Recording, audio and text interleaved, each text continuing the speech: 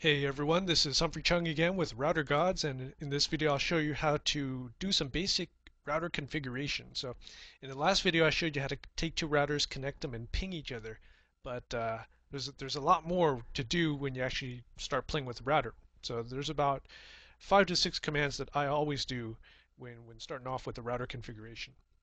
So I already have my two routers that I left off with in the last video, router 0 and router 1. We got our IP addresses 1.1.1.1, 1.1.1.2, at least this is what we have labeled. They both have fast Ethernet interfaces. I'm into router 0, which is the first router.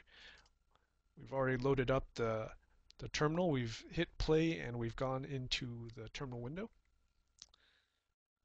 Let all of our interfaces calm down. Okay, we hit enable, config T, host name. Let's do R0, that's not a big deal.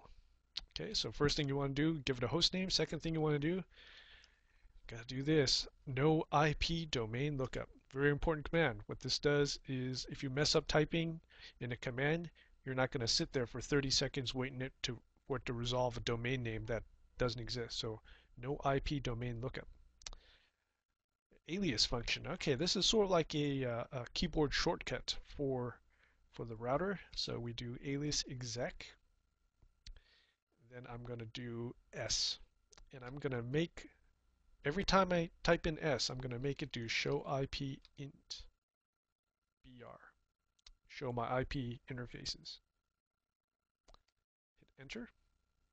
Do alias exec. Make another interface thing there. I'll do SR, short for show run. And let's see, what else can we do? Do alias exec. What else can we do here? I think that's it.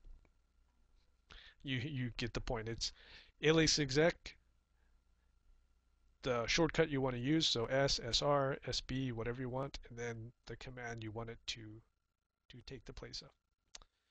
Okay, then we go into linecon 0. This wonderful command, logging synchronous. What that does is whenever a system message pops up, it doesn't kill you if you're typing, so it makes a new line instead of cutting off the line that you're in. And I'll show you that when we start doing other configurations. Okay, logging synchronous, and another command I always do, no exec timeout. So you're working on a router, you don't go back to it in 5 minutes, 10 minutes, you'll always stay logged in. Now in real life, you definitely want an exec timeout of maybe 5 minutes, 10 minutes, depending on how secure you are. I've seen some companies with a exec timeout of 30 seconds. That's kind of extreme, but depends on how secure you want to be. Okay, so that's pretty much it for what I do. A lot of this stuff you can put into a notepad document. So a nice trick, especially for you guys who are going into the CCIE exam like I am. When you do your configs, if you're doing like 8 routers, you'll do something like alias exec s show IP NPR. So that's what we typed there. So I'm going to just make a bunch of alias commands. Okay, blah blah blah. Yeah, you get the picture. And then I would go into each router, go into the config mode, and copy and paste all that stuff into each successive router so I don't have to type. And really, after you start practicing and start getting good with Cisco IOS, a lot of us will be able to type in the whole config in Notepad first and then copy and paste into the router.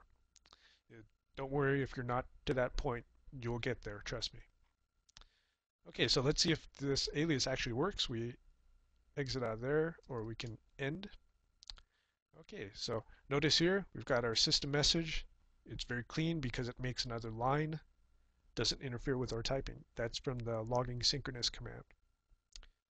Let's see if S works. Hey, we typed in S, we get everything there.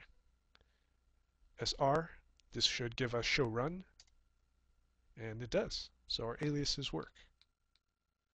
Alright, so this was a video about doing a simple pre-configuration of the router, basic commands. So alias commands was one of the things. Logging synchronous was another one. No exec timeout, so you don't get booted out of the router. And of course, setting the host name. Thank you very much.